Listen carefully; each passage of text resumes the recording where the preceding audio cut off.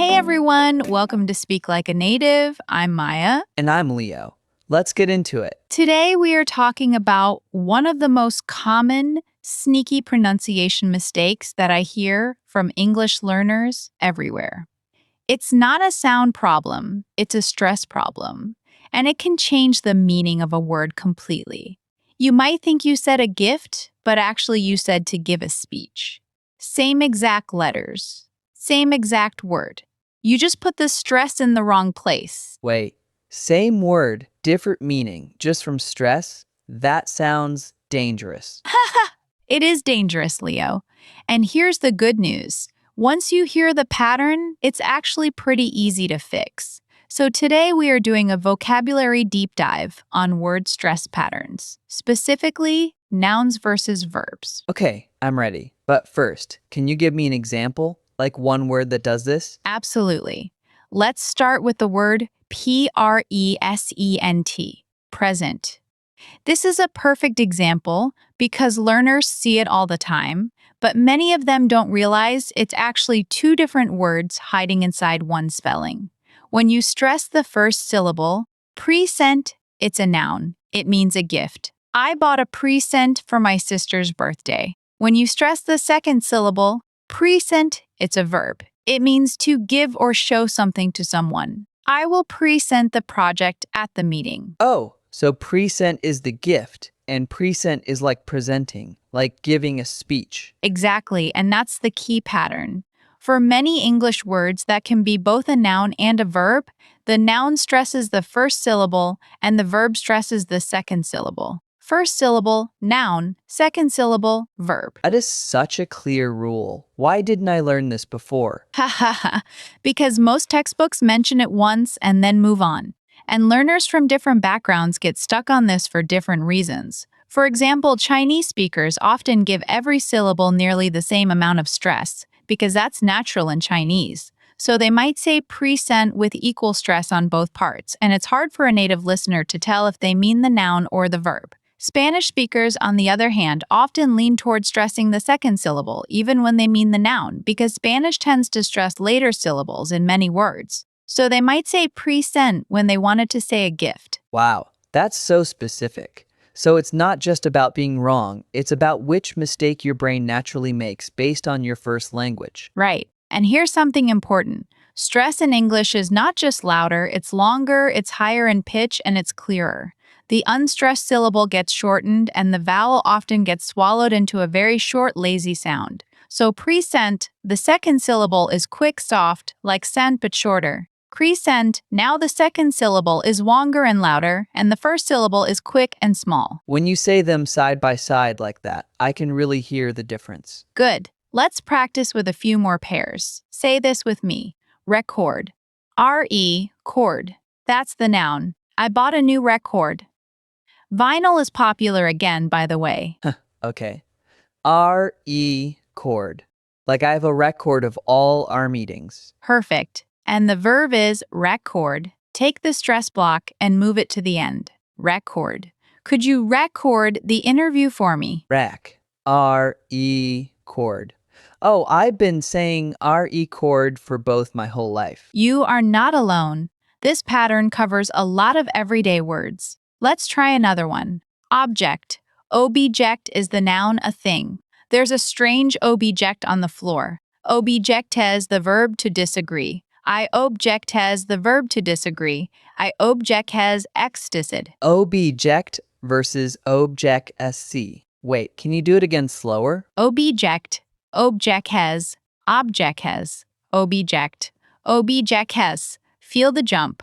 The stress moves like a spotlight from the first syllable to the second. Oh, I like that image. A spotlight moving across a stage. Object. Object sc. Now here's one that causes a lot of confusion. Project. Project is the noun. Our team finished the project on time. Project has the verb. You need to project has your voice so the audience can hear you. That one is tricky because a lot of learners hear project in English class always as the noun and they never learn that the verb version shifts. So when they say I will project the slides, Native speakers picture planning a school assignment, not presenting slides. Wait, so if I say project the slides, it sounds like I'm turning the slides into homework? Ha ha ha ha. Kind of. A native listener's brain searches for the noun meaning first because of the stress pattern, and then they have to do a little mental adjustment. That tiny pause, that squint, that's the sound of a listener working too hard. Our goal is to make them comfortable and not think twice. That makes so much sense. So when I stress the wrong syllable, the listener might land on the wrong meaning for a split second. Exactly. And in a fast conversation, that split second matters. Now, here's the part that surprises most people. This noun versus verb stress pattern is actually one of the biggest hidden signals of natural English. If you master it, you don't just sound clearer, you sound like someone who has really internalized how English works. And the best part, there are dozens of these pairs. You already know the words, you just need to move the stress. Okay, so let me try a few more. How about desert? Great one, but that's different. Desert, with the stress on the first syllable, is a dry place, like the Sahara. Desert, stress on the second syllable, means to run away from something, especially the military. And then there's dessert, which is the sweet course after dinner, spelled with 2 S's. So dessert, the food, and dessert, the action, share the stress on the second syllable. But the noun desert, the dry place, is first syllable stress. So desert, the place, and dessert, the food, are not the same word, but desert, the action, and dessert, the food, sound the same? They sound very similar, yes, but the spelling is different. That's an extra little trap for you. English really is just a series of traps with a smile. That should be the show's new slogan. But listen, let me give you a real-life scenario so this sticks. Imagine you're in a meeting and you need to ask a coworker about some data. You want to say, can you record the call and then update the record in the system? If you say, can you record the call and then update the record, a native speaker might still understand you from context, but it takes a little extra effort. Now listen to the natural way. Can you record the call and then update the record? The stress tells the listener which meaning you're using before they even finish hearing the sentence. That is so clear. The stress is like a little label on each word. Verb, second syllable. Noun, first syllable. Exactly. Let's do one more scenario. Imagine you're at a birthday party. You hand someone a gift and you say, I want to present you with this present. Wait, that sounds like a tongue twister. Present you with this present? Try it. Stress the first syllable on the second word. I want to present you with this present. Verb first, noun second. Present, present. Present you with this present. Oh, I did it. Nice. Now let's talk about why this matters culturally. In American English, stress patterns carry a huge amount of meaning. And here's the thing, native speakers rarely correct you when you misstress a word. They just nod and figure it out. But inside, they're working a little harder. If you do it correctly, you disappear into the conversation. You sound like someone who's been speaking English for years. That's the real goal. So I shouldn't wait for someone to correct me. I should fix it myself because no one will tell me. Right. Teachers will correct you. Friends usually won't. They don't want to embarrass you. That's why episodes like this matter. We can be honest with you in a way your friends usually can't. Okay, now I'm curious. What's the most common mistake you hear? The word record is probably number 1. Learners learn tape recorder or record player as a noun in school. And then for years they say, I need to record this, when they mean record. And because the noun is so common in textbooks, the mistake gets fossilized. It becomes a habit. Fossilized, like a dinosaur mistake. Yes, a dinosaur mistake. And it takes focused practice to break it. Another one is permit, P-E-R. Mit is the noun like a parking permit. Per-MIT is the verb to allow something. I need a permit to park here. They won't per-MIT parking on this street. Learners from Arabic-speaking backgrounds often tell me that the idea of stress changing meaning feels weird because in Arabic stress is more fixed. So when they encounter these pairs, they don't always trust the stress shift. That's really interesting. So for some learners, it's a habit issue, and for others, it's a trust issue. They have to trust that stress is doing real work in English. Exactly. Trust the stress. And here is the second key point I want to make today. This pattern also helps your listening. When you know that a verb will often stress the second syllable, you can predict the meaning before the word is finished. Your ear gets faster. That's a huge advantage in movies, meetings, and phone calls. Because you're not waiting for the whole sentence to decode the word. The stress tells you early. Precisely. Now let's practice a few of these in a row. Listen and repeat after me. Conduct. Conduct. That's the noun, like a person's behavior. His conduct was excellent. Now the verb, con, D-U-C-T, she will con, D-U-C-T, the orchestra. Con D-U-C-T. Oh, the verb feels like it lifts at the end. Yes, and here's another one, conflict. Conflict. That's the noun, a fight or disagreement. There was a conflict at the meeting. Now the verb, conflict. Your story conflicts with his story. Con, F, licked. I've definitely said conflict for both. Most people have. Let's do one more. AD dress.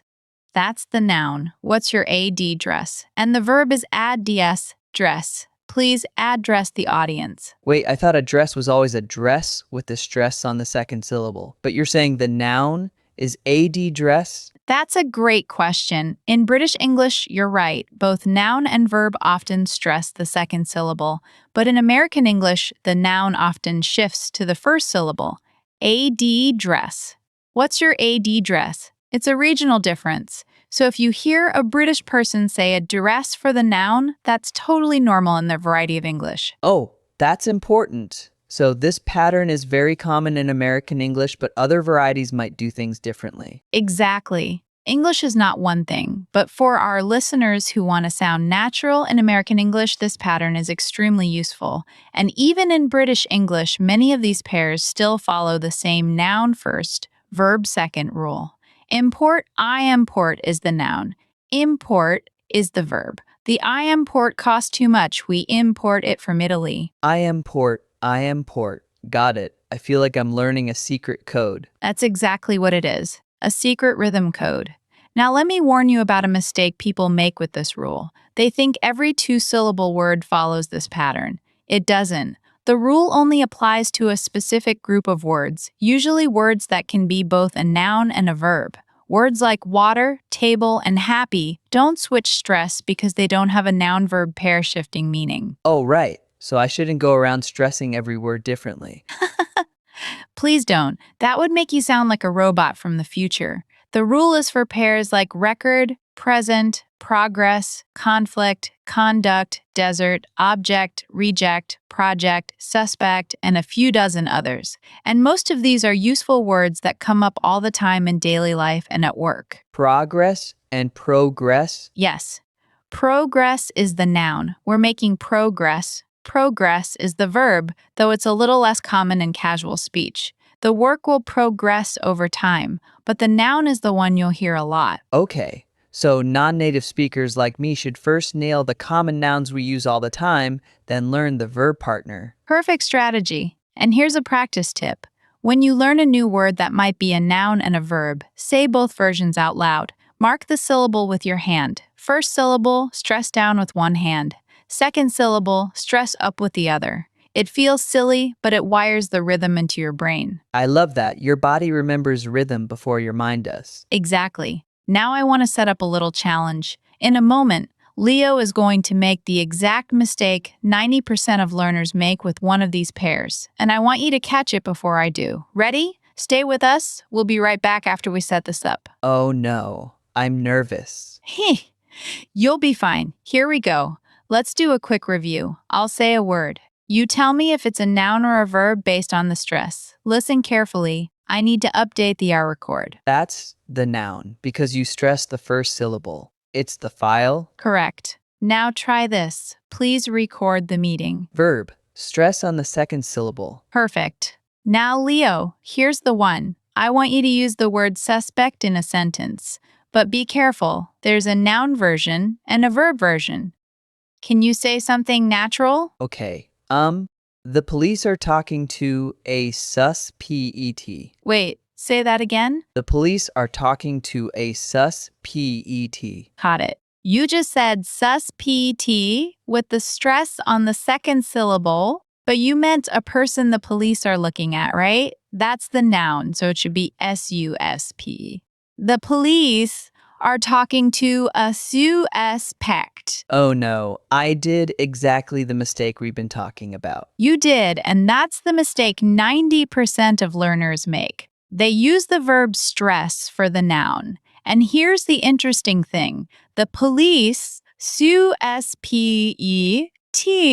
The man is the verb, stress on the second syllable. But the man is a suspect is the noun, stress on the first syllable. If you say the police are talking to a suspect, a native listener will still understand you. But their brain does a little flip. They might even think for a second, wait, the police are talking to someone they suspect of something? It works, but it feels slightly off rhythm. That little flip, now I can feel it.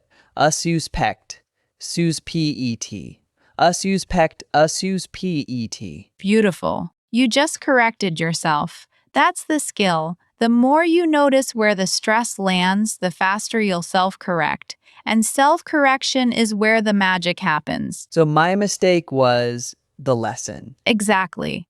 That's why we make mistakes on the show. Because if you can hear Leo make it and you catch it, you're training your own ear. Now, before we move on, let me plant one more seed. This noun-verb stress pattern is connected to something bigger. English is a stress-timed language. That means some syllables get more time and energy, and other syllables get crushed into tiny schwa sounds. The schwa is the little sound in the unstressed syllable. In our record, the second syllable chord is still clear, but in present, the first syllable becomes almost swallowed. Present, you barely hear the first vowel. So stress isn't just about loudness, it's also about how much of the word you actually pronounce. Yes, and that's why many learners say English sounds so fast. Natives aren't speaking faster. They're just unstressing most of the syllables. The stressed syllable is the anchor. The rest floats. That is such a relief.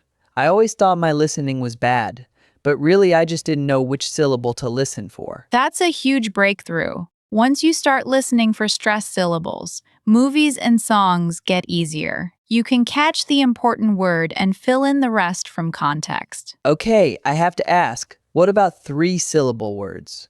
Do they follow this noun-verb stress thing too? Good question. Some do. For example, overflow. Overflow is the noun. Overflow is the verb. But there are fewer 3-syllable pairs. Most of the action is in 2-syllable words. So start there. Master 2-syllable noun-verb pairs, and you'll already sound noticeably more natural. All right, I want to try a full list now. Can you quiz me? Let's do it. I'll say the word and you say it back as the noun and the verb. Ready? Present. Present, prescient, Record. prescient, record. Object. Object, object. Conflict. Conflict, afflict, Project. project. Projects, Hermit. mit. Mit. Suspect. Suspect, suspect. Address. Address, address. You're on fire, Leo. I think my brain is actually rewiring as we speak. That's exactly it. You're rewiring your English brain. And that's what this show is about.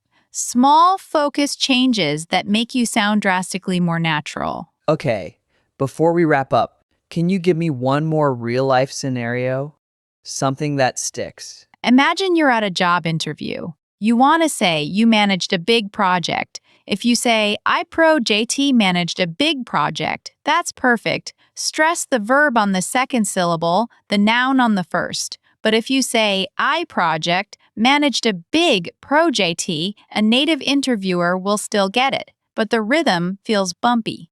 It's like walking with one shoe untied. You're moving, but something's off. One shoe untied. That's such a good image. So getting stress right is like tying your shoes tight. You just walk smoother. Exactly. And in a job interview, smoothness matters. You want them focusing on your ideas, not your accent. That makes total sense.